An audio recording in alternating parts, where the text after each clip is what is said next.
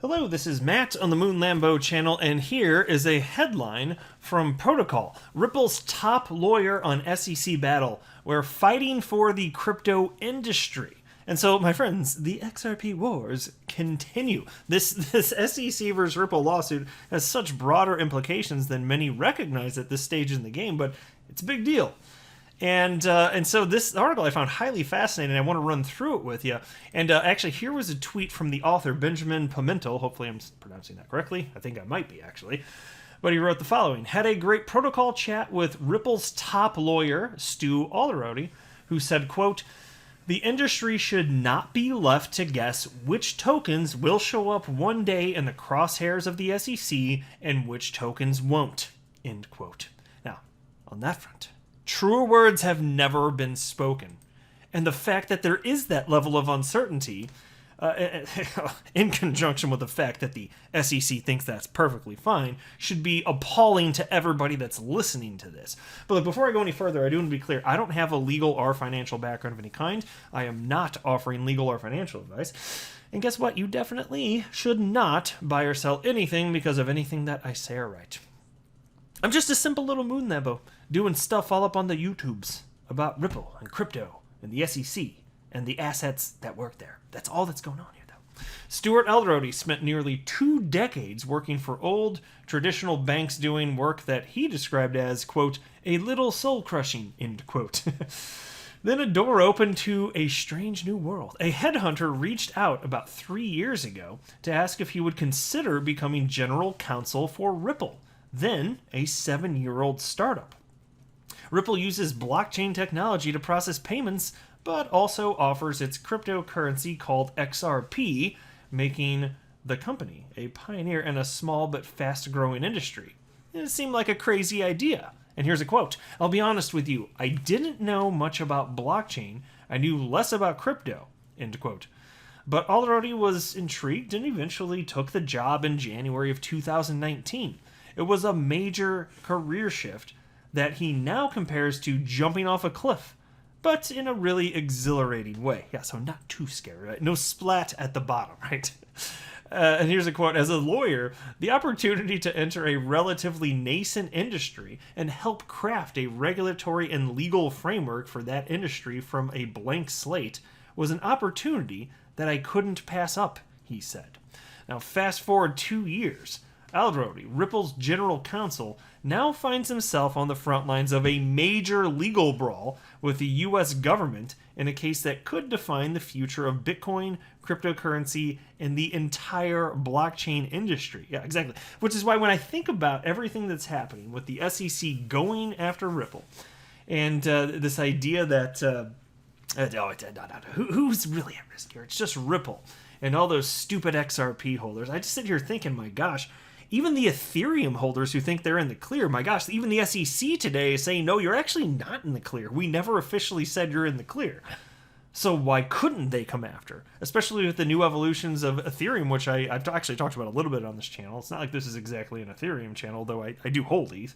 My gosh, the idea that we're not all in this together, it's a misplaced concept. Like, it doesn't make sense at all. Now, in December, in a move that stunned the crypto and blockchain world, the Securities and Exchange Commission sued Ripple, its founder and executive chairman Chris Larsen and CEO Brad Garlinghouse, accusing the company of raising $1.3 billion in unregistered digital asset securities. The crux of the SEC complaint is that XRP is not a currency, but a security, and therefore subject to strict securities laws, which, by the way, is exceptionally hilarious to me considering what happened with the DOJ about, what year was that? I could be mistaken. I think it was 2015, but it was declared to be an actual currency. I mean, technically a virtual currency, but virtual currency actually regulated the same as a currency. And so the idea of that being a security, it's just a kind of like brain explode. So if anything can be a security, and that is what's being argued here, it's just like, so a currency can be a security. Like, I wonder, can a United States dollar be a security then? Or do you not know what in the ever-loving hell you're talking about? Are you just so loosely regulate the space that it doesn't matter and you hope to not have to answer questions like that? Not that I'm saying the US dollar is a security, of course I'm not. Although it is ridiculous and heavily debased, and I'm kind of grossed out by that as well, but that's a whole different thing for a different video here, frankly. But anyway, Ripple, Larson, and Garlinghouse failed to register their ongoing offer and sale of billions of XRP to retail investors, which deprived potential purchasers of adequate disclosures about XRP and Ripple's business and other important, long-standing protections that are fundamental to our robust public market system. Stephanie Avikian, whose name I probably butchered, then director of the SEC's Enforcement Division, said in a statement. And you got to wonder there, do you think she believed like 3 words out of the whole thing? And if she did believe even just 3 words out of it, which words? I'll guess for fun. I'll guess the word and, the word to, and the word are. Yeah, those are the ones she believes. The rest of them, probably not. Now, the lawsuit rocked Ripple. The value of XRP dropped dramatically. Coinbase, a major crypto exchange, suspended trading in XRP, and in an interview with Protocol, Eldrody explained Ripple's defense against the SEC's claims, the lawsuit's impact on the company, and how this legal battle could have a serious impact on the entire crypto and blockchain industry. And so here's a question. Where does the lawsuit stand? And by the way, this is from the author. I've read about Ripple's desire to depose a former SEC official who's just been revealed to be former director William Hinman. And here's the response. One of our defenses in the case is that the SEC failed to give fair notice to market participants about which digital assets they would consider to be what's called investment contracts under the law, or, stated even more precisely, how they would go about determining which digital assets would be investment contracts under the law. Not only have they failed to provide fair notice, we believe, and we've alleged, that they've actually created a mass confusion in the marketplace. And if I could pause right there and just speak personally, because look, I've been holding XRP since November of 2017. The lack of action against Ripple made me feel very confident that XRP was not a security. And I genuinely mean that. I very genuinely mean that. That's one of the reasons. There are a lot of reasons, but that is one of the reasons. And so you look at that, and then you can look at what happened in 2018 is William Hinman provided clarity, he says it's just his personal opinion, about Bitcoin and specifically Ethereum, summer 2018. And, you see something like that, and so you think about it. If, you're someone like me who has, taken the trouble to understand Ethereum and XRP, the way they're distributed, how are they funded? How was it all started? The whole thing. For someone like me that actually did go to the trouble of understanding that, William Hinman speaking, who is a high-ranking SEC official, the SEC claims, by their own words, I genuinely mean this. That added to my confidence that there would be no attack on Ripple or XRP, but there's an attack on both from the SEC. That's why I'm so disgusted by it, one of many reasons. But no. They added mass confusion. So they're saying that I'm an investor that's been tricked and they're protecting me. I feel like they're attacking me, so that's wrong. And of course, Ripple's correct here. Yes, they added mass confusion. Absolutely. They added tremendous confusion here. And it's just so against what they claim their mission is that I'm not convinced they even care what they state that their mission is at this point. What a disgusting organization. Anyway, piece continues. A person of ordinary intelligence really couldn't find out what was on the right side of the SEC interpretation and what was on the wrong side of the SEC interpretation. Again, this is Stuart Alderody, Ripple top attorney here. Part of our efforts in defending the lawsuit is to understand how the SEC is thinking about these issues itself internally. Yeah, one might think that matters, indeed. Hinman, we believe, was a central actor in creating the narrative for market participants and actually creating much of the confusion that we still live with today. Now, here's another question. A key difference that's been cited between XRP and other cryptocurrencies is that Ripple issued 100 billion units of XRP all at once for the Ripple network, unlike Bitcoin and Ether, which are still being created through mining. Therefore, it's more of a security than a currency, the argument goes. How do you respond to that claim? And by the way, before I even read Stuart's response, if I could just say something, on the topic of Bitcoin. It's all in how it's a semantics game, to be honest with you. Has all of the Bitcoin been created yet? I'll tell you this. All of the XRP was created on June 2nd of 2012. It was coded in. Now, at some date, I don't know the date off the top of my head, but 21 million max supply of Bitcoin was coded in. Was it created at that point, or is it not created until it's mined? And why is one more true than the other? And, I guess if the industry is going to accept one over the other, fine. And then from a legal perspective, is the United States government and every other government going to accept one argument over the other? I don't know. It's why it's an argument of semantics. Like, when was it created? Is it created when it's coded in and you type that number in? In the case of XRP, arguably yes. Is that not true for Bitcoin too? It's curious.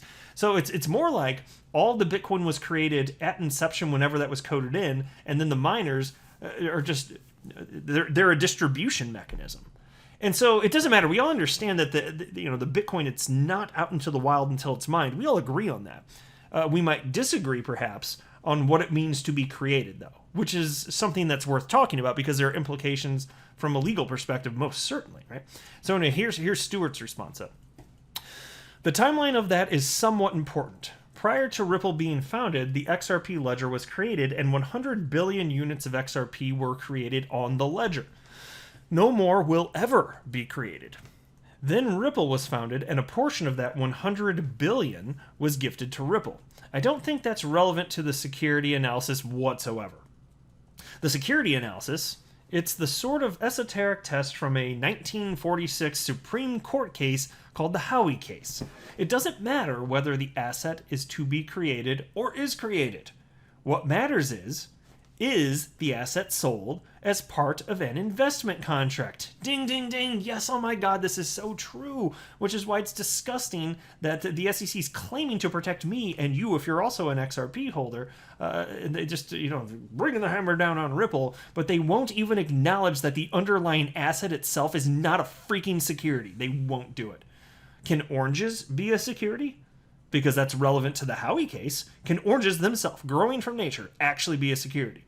There's like some damn farmer out there like, bitch, I just tried to make some damn orange juice, and you saying this is a security. Like, not logical. Absolutely not logical, but the SEC doesn't care. So we could speculate about their motives, but it's not right. This is not an equal distribution of justice. Anyway, Stewart's response continues. And here, the fundamental, simplest way to think about this case and why the SEC is so wrong about this case is that Ripple never sold XRP as part of a contract for an investment. From a legal standpoint, whether something is pre-mined or whether something is mined, be it through proof of work or through proof of stake, I think is pretty irrelevant to ultimately to the legal question that needs to be decided. Now here's another question. How has the case impacted Ripple's business? Stewart responds, let me just take a really macro view. We think about the importance of this case and the impact of this case much more broadly than Ripple. We think that this case is incredibly important to the digital asset industry in the United States. So that's all he said on that. You know what? Fair enough. They're the ones being attacked. And if he said, yes, this has tremendously harmed us, then the idea gets out, oh, Ripple, what's the state of that business? Do we want to do business with them? And they could harm all of their, the customer acquisition stuff they're working on. They're in a tough spot right here. And I don't know the degree to which they're harmed or not harmed, but this clearly is not good for them, right? They're harmed to some degree, and it's not their fault. So I don't blame Stewart one iota for not wanting to go more in depth than that. It's a losing proposition, And so anyway, and then there's the next question. That was actually my next question, and then Stewart continues. We're fighting not only to get to the right result for Ripple, we're fighting to get the right result for the industry. The industry should not be left to guess which tokens will show up one day in the crosshairs of the SEC and which tokens won't. XRP is a token that's been freely and actively traded in a massive secondary market for more than 8 years. If I were to check today, the volume of XRP trading is probably approaching $2 billion.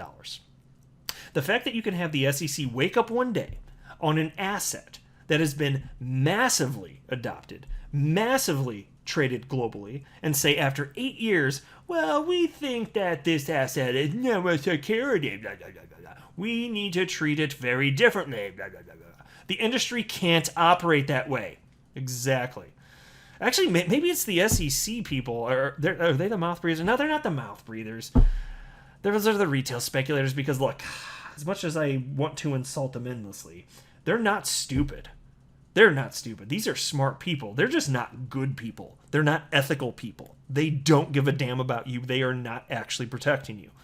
If they're protecting you, why did your XRP holdings go down tremendously after, out of the blue, after almost a decade, they went after Ripple and claimed that they were selling XRP as a security? Why did your holdings go down then? It's because of the SEC.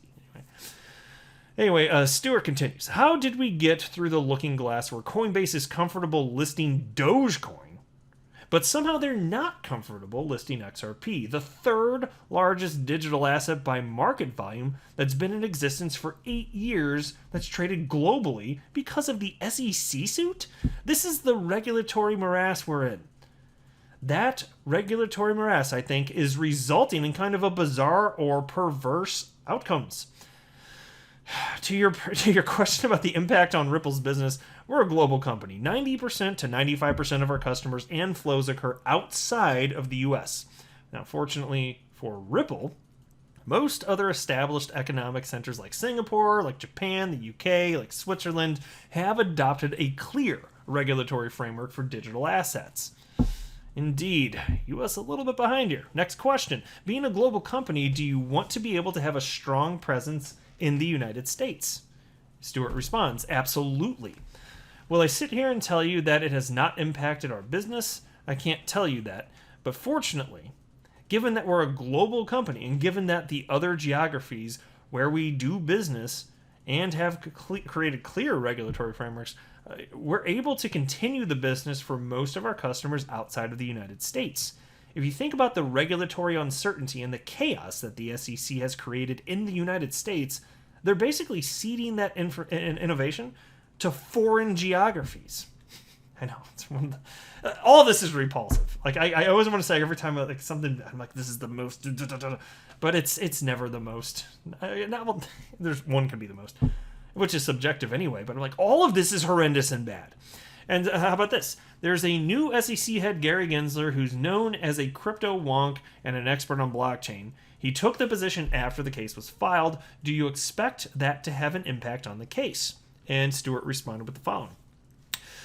I think the prior administration, the administration that brought this lawsuit, I think they really demonstrated a fundamental lack of understanding about the industry and the technology that underlies the industry. I gotta pause right there.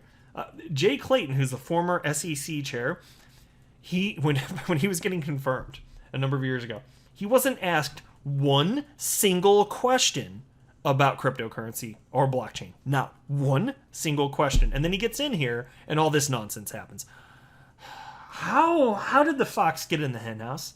Like, that guy should never have been in charge. You're talking about, I can't remember, was it 2017 when he actually got confirmed? Whatever it was, the point is, yeah, I believe it was. That had to have been right. But the fact that he's just oblivious to all of this, but then has to like govern, basically effectively govern, it's disgusting. And this is why we've got all this. This is why we cannot have nice things, folks. This is why we cannot have nice things. And so Stuart said, I think that's been proven by this lawsuit. I think it's been proven by some of the pronouncements they made while they were in office. I think it is refreshing to have somebody like Gary Gensler in office because he taught blockchain and technology at MIT. Having somebody in office who knows the industry and knows the technology, I think that is far better than dealing with an administration that I believe simply did not understand the technology. What that translates into in terms of an opportunity to get a clear regulatory framework in the United States, I think that remains to be seen. And so look, fair enough point. What was going on back then, we'd probably mostly agree. Come on, Jay Clayton didn't know what the hell he was doing. As for Gary Gensler, technically remains to be seen, but based on what I'm seeing, I have to admit, I am not optimistic. Gary Gensler at this point, he is fully taken on the SEC versus Ripple case. The fact that it wasn't settled already, it's July as I record this, no. He He could have done something about this, and he's chosen not to. And when you see him speak publicly, he's talking about nothing but regulation, regulation, regulation, without any sort of new direction in terms of clarity for anyone operating in this space right now. And then there's this question: are there ideas or proposals that you would like the SEC or Congress to explore when it comes to regulation? And Stewart said the following: there are a few things from a policy perspective that I think the policymakers need to keep their eye on. I would think of three things. One is there's a lot of trading that goes on, both institutional and retail. So you want to make sure that the holders of these assets are protected at some level, consumer protection. Two, you want to keep, to the extent you can, bad actors out of the space. And third, there's a tremendous amount of concern around the impact of many of these assets on the climate. And I think all three of those need to come together. And there's no one regulatory body that I think can take ownership of all three. So what I think needs to happen is we need to have a cross-functional working group among the key regulators, which is probably the SEC, the CFTC, the Department of Justice, FinCEN, Treasury, and the industry, to sit down through a formal rule-making process or a legislative process to see if we can get to a rational framework that balances regulation with innovation. So you don't have regulation that crushes innovation. There needs to be a balance. Yeah, so pause there again. Correct. And this is something that I've been spouting on this channel for some time, which is really, to be clear, frankly, it's Congress that needs to come in the United States and say who's in charge of what. And it's like, no matter what, you still have to be a little bit afraid, like, whoever's in charge, no matter who it is, do they know what the hell they're talking about? So there's nothing is certain, folks. But anyway, Stewart continues, we're not asking to be free of regulation. What we want is rational regulation that we can understand. The analogy that has been drawn is, if you think about what the Clinton administration was able to do in the mid-1990s with the internet, they recognized that they had an innovation that had a massive potential. They weren't sure what that massive potential would mean, but they knew enough not to regulate that new and fledgling innovation with laws, rules, and regulations that were meant for rotary telephones and transistor radios. Yes, and so I would argue certainly that they did not sufficiently get to a point here with crypto where they're acknowledging that the laws that have been set in the past, they don't perfectly apply to crypto. In so many ways, they're not even close, frankly. And if you're going to pretend that's not a real thing, you're not going to get to a proper conclusion. That is what's happening here. So you guys let me know what you think below, but it's good to hear from top lawyer from Ripple, Stewart Alderati. It's a fun time. It's always interesting. At least we got that right. At least it's always interesting. Let me know what you think. I'll go ahead and wrap up here, though. I'm not a financial advisor. You should not buy or sell anything because of anything that I say or write. That would be a very, very, very bad idea. Until next time, to the moon, Lambo.